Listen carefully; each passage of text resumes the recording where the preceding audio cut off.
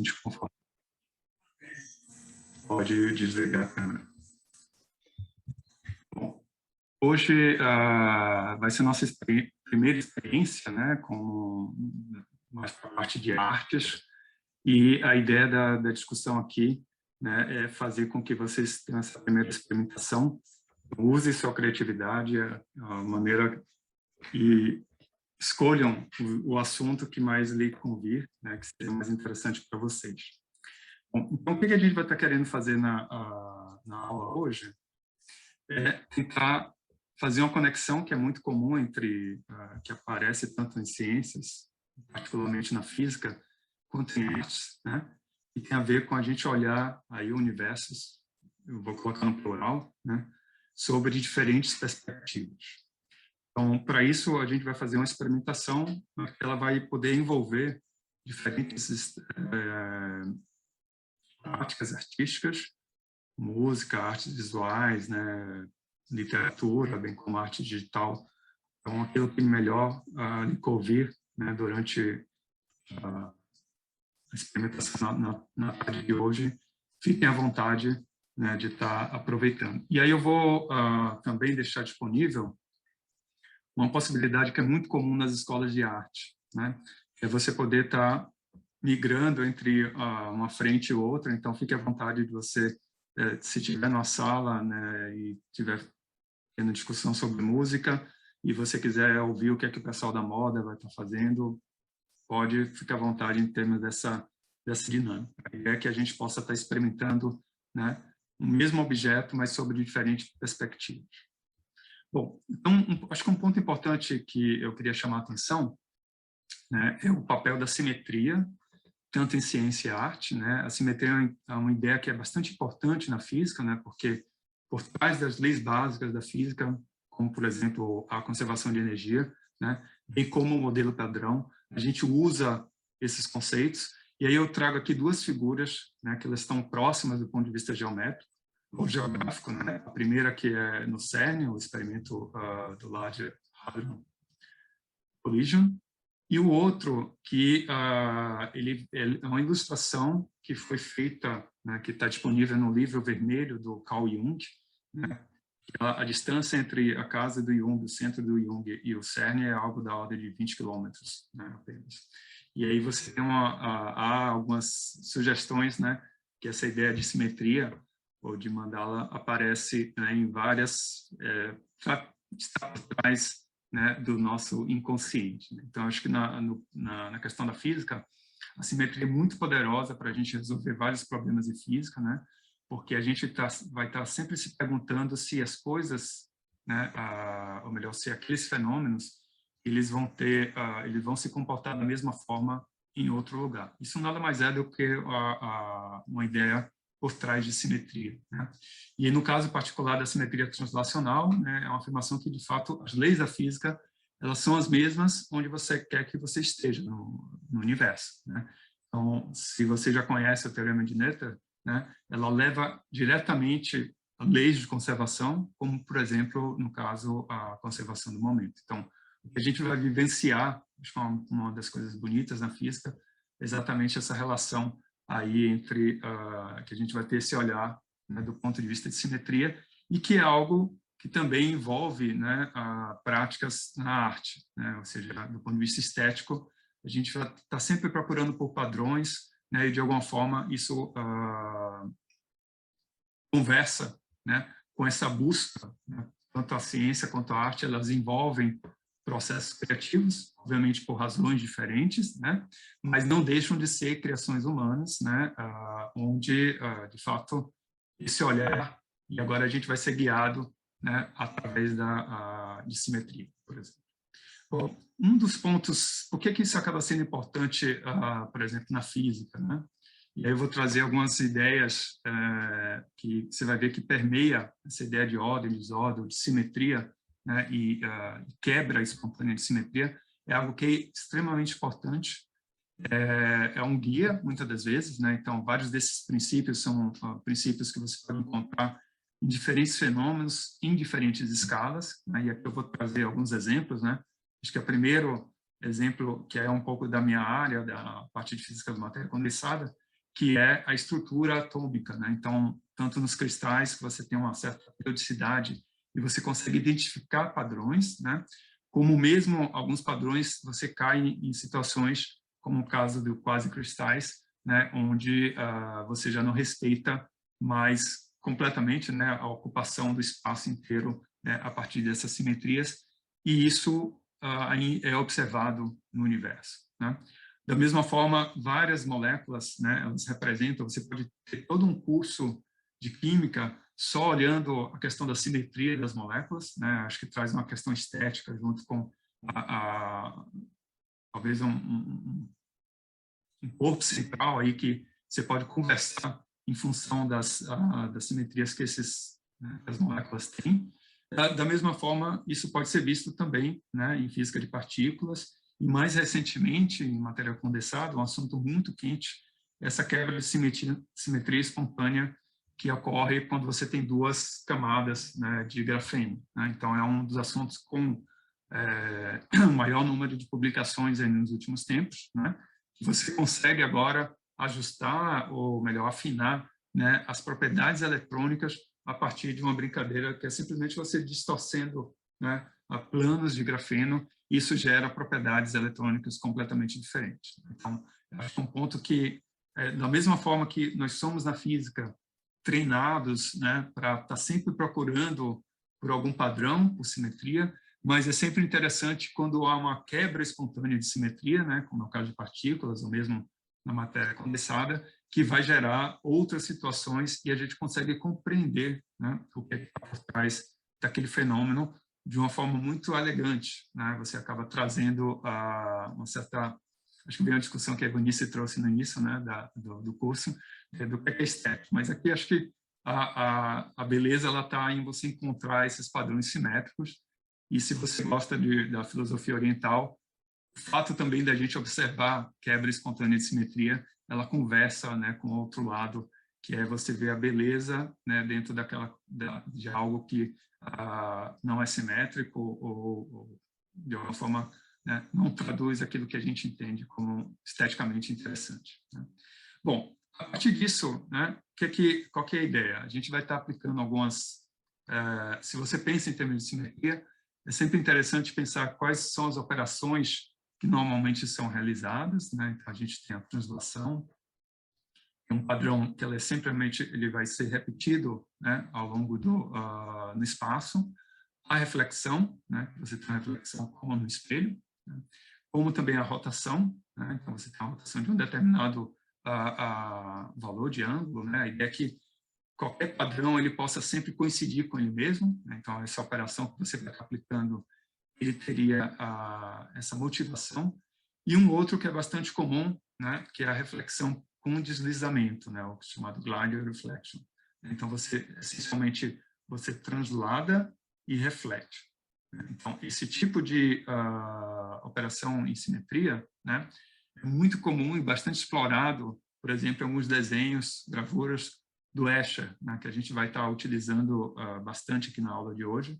E aí eu só chamo a atenção, né, do que eu tinha mostrado anteriormente, um dos símbolos, né, dos encontros de matéria condensada e da Sociedade Brasileira de Física, na verdade, ela é um desenho, ela foi inspirado em um desenho do Escher, né? Então ele acaba sendo, trazendo, né, você vai aplicar essas operações de tal modo a estar preenchendo completamente o espaço, né? Bom, então, dada essa primeira ideia, né, agora eu vou trazer uma outra possibilidade em termos de pensar tanto o espaço quanto a parte de tempo, né, que seria, isso aqui é inspirado num romance que é chamado Fatland.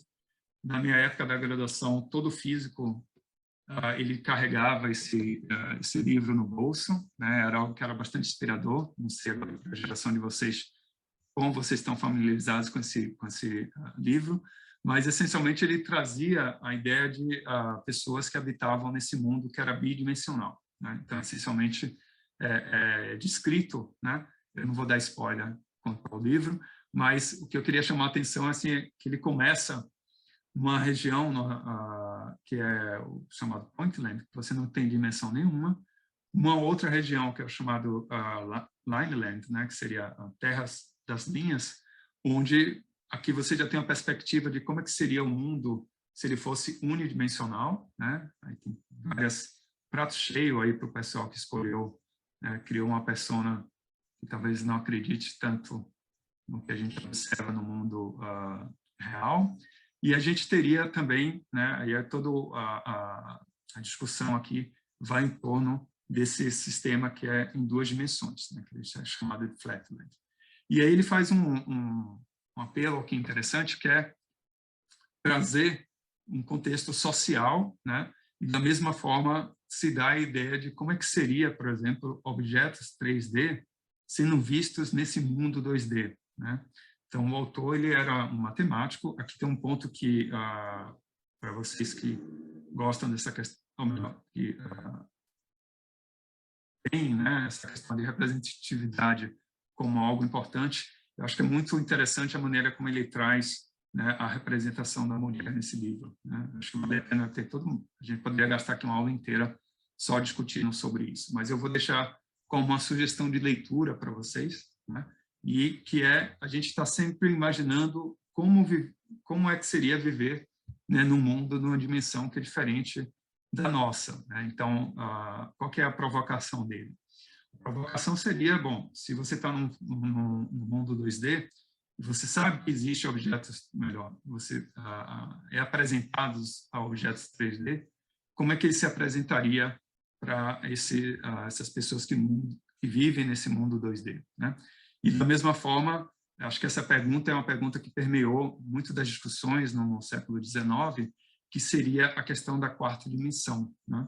Então, o que seria a quarta dimensão, né, do ponto de vista matemático, físico, e algumas ideias que vêm sendo tratadas hoje em dia em física, que você tem, na verdade, a gente vive num espaço n-dimensional, né? Esse n, por exemplo, o pessoal de cordas vai até 16, e aí tem toda uma discussão de como está vivenciando, né, esses diferentes mundos, né? E aí um ponto que eu acho que é interessante de sair desse mundo 2D para o mundo 3D, que é o que nossos sentidos usualmente são expostos, né?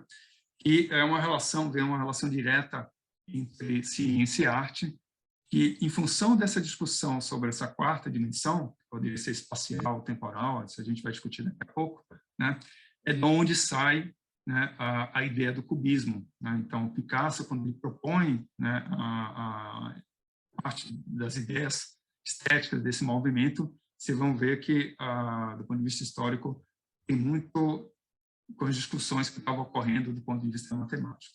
E aí o que você vê nessa figura à esquerda, né, é a representação do hipercubo, ou seja, é um cubo na quarta dimensão, que foi uma ideia do Poincaré, né? Então, como está projetando, né, ou representando esse objeto, né, esse cubo na quarta dimensão.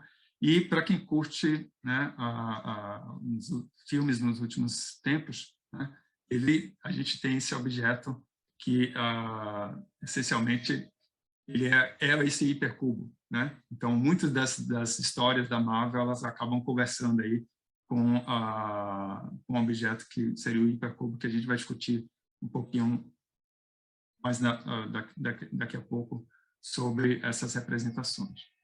Bom, então, em relação ao que eu mostrei para vocês até agora, essa primeira ideia de simetria, né, e quão importante é a noção de simetria em física, né, e a ideia de como você está representando, né, os fenômenos espacialmente, né, ou temporalmente, né, como a gente já vai colocar daqui a pouco, e isso permeia discussões também com artes, né, inclusive aqui a história do cubismo, né. E aí, qual foi a história do ponto de vista da representação, né, que foi a grande contribuição, uma das grandes contribuições do Picasso do ponto de vista da pintura, né? Essencialmente, ele conversava bastante com um matemático chamado Picé, que ele apresentou ao Picasso algumas ideias dessa geometria quadridimensional, né, que era algo que era muito discutido por Poincaré, né, E tinha um livro famoso, que, na verdade, esse livro, que é uma ilustração que eu trago aqui à esquerda, né, que foi dado de presente, né, ao Picasso. Obviamente, ele ficou mais interessado com as ilustrações, não tanto com as equações, né? Acho que vem um ponto que a gente gostaria de estar fazendo também em termos de comunicação.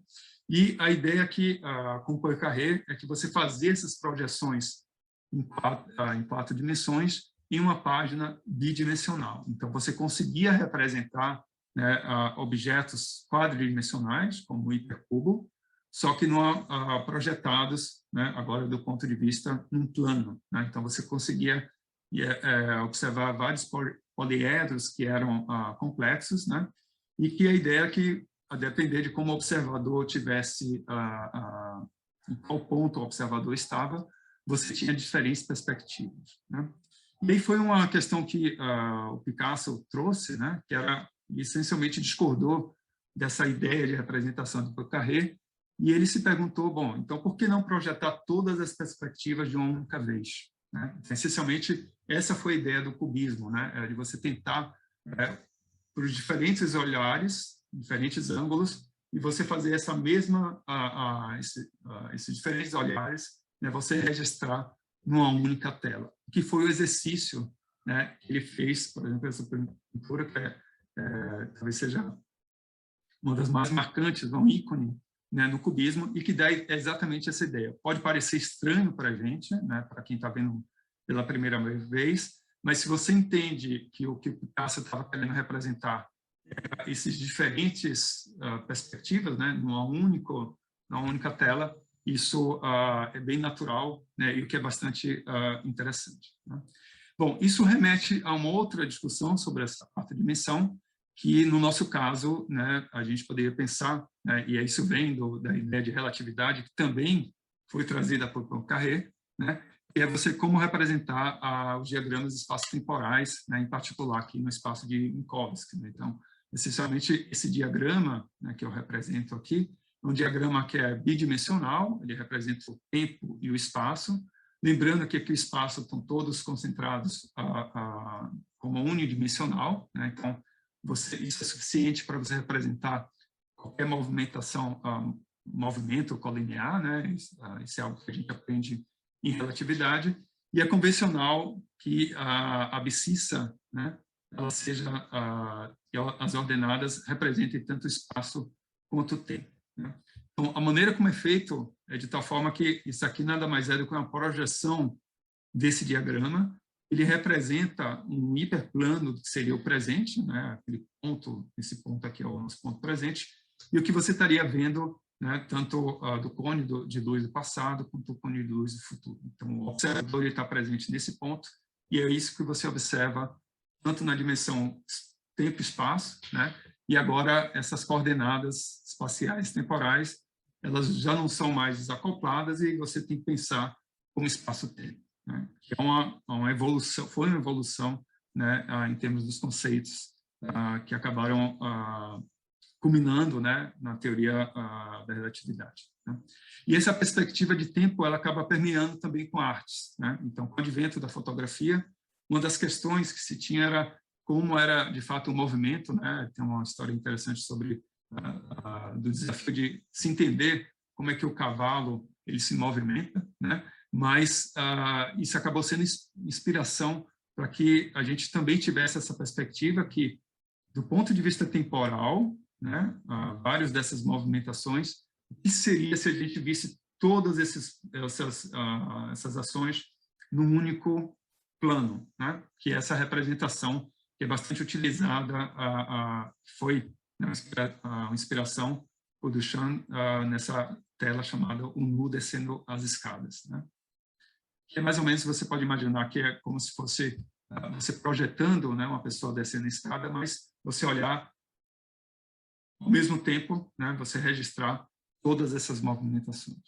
E aí essa relação, ela acaba permeando, né, algo bastante interessante, porque vários dos movimentos no início do século de arte, no início do século XX, né, aí eu trago o cubismo e o futurismo, né, que são movimentos artísticos que começaram no início do século XX e que a proposta desses movimentos era essencialmente tentar entender a estrutura do mundo, né, de uma forma mais profunda em relação à realidade, e que conversa muito com o que estava sendo feito nas ciências, né? E aí você vê uma relação aí com as ideias de espaço-tempo que o Einstein traz, né? E é possível você fazer essa conexão, né, desses movimentos em termos da quarta dimensão, né? Então, numa primeira perspectiva, né, a gente tem o cubismo, que é você tentar reconstruir, né, o espaço, e aqui o que Picasso, pelo menos o que ele relata, né, ele tenta enfatizar a questão da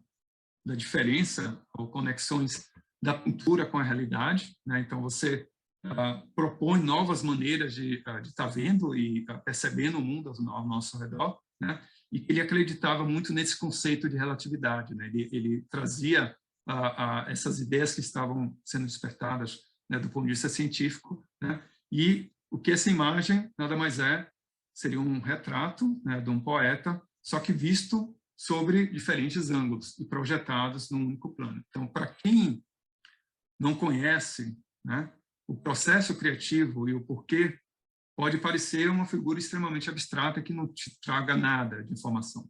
Mas se você começa a perceber, né, se você entende que isso aqui, na verdade, é uma projeção sobre vários ângulos, né, do mesmo objeto sobre vários ângulos, né, aí é um exercício que eu deixo para vocês para tentar estar investigando, né, e se você consegue estar desconstruindo, né, essa imagem a partir dessa perspectiva. Já o futurismo, né, que ele traz uma outra, acho que uma outra pegada. No final das contas, ele queria representar, né, essa questão do dinamismo e a velocidade que as coisas estavam acontecendo no início do século XX, né? E a ideia aqui era tentar mais analisar o tempo, né? Então, você ter visualizações simultâneas no tempo, né? E essa tela é uma tela bastante interessante, que o título dela, né, o dinamismo de um ciclista. Então, se você, de novo, né, não está familiarizado com a estética e o processo criativo por trás desse movimento, ele também pode parecer uma figura um tanto abstrata, mas que não te traga nenhuma informação direta, né? Mas se você percebe que o que você está vendo é essencialmente, né, projeções dessas várias desse movimento, né? É isso que a pintura representa. Então, é um ciclista que está passando, né? E você está vendo esses vários momentos, né, em diferentes instantes, só que agora projetado numa única tela, né? Que é a proposta aí por trás do futurismo.